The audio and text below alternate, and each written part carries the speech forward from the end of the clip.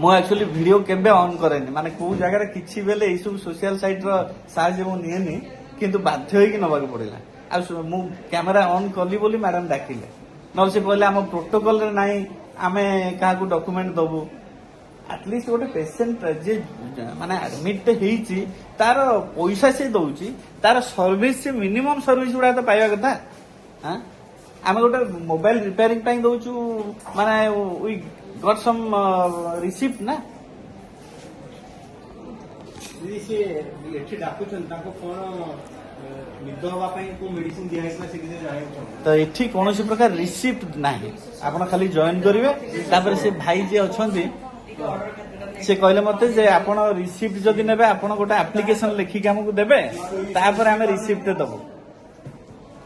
ଏତେ ସବୁ ଅବ୍ୟବସ୍ଥା, ମାନେ ପ୍ରାଇଭେଟ ହସ୍ପିଟାଲ ଆପଣ ଭାବିକି ଆସିବେ ଯେ ଏଠି ଆମକୁ ଟିକେ ଟ୍ରିଟମେଣ୍ଟ ଭଲ ମିଳିବ। ପ୍ରାଇଭେଟ ହସ୍ପିଟାଲରେ ସବୁଠୁ ବେଶୀ ମାନେ ଅସୁବିଧା, ସିଏ ଲିଗାଲି କାଳେ ଅସୁବିଧା ହବ ବୋଲି ଡକୁମେଣ୍ଟ ଆଗୁଆ ଦଉନାହାନ୍ତି। ତେଣୁ ଆପଣ ଡକୁମେଣ୍ଟ ନଥିବ କାହା ସାଙ୍ଗେ କଣ କଥା ହେବେ, କିଛି କଥା ହେଇପାରିବେନି। ଆପଣଙ୍କ ପେସେଣ୍ଟ କେତେବେଳେ ଆଡମିଟ୍ ହେଲେ, କଣ ତାଙ୍କର ସିଚୁଏସନ, ଆପଣ କିଛି ଜାଣିବାର ଉପାୟ ନାହିଁ।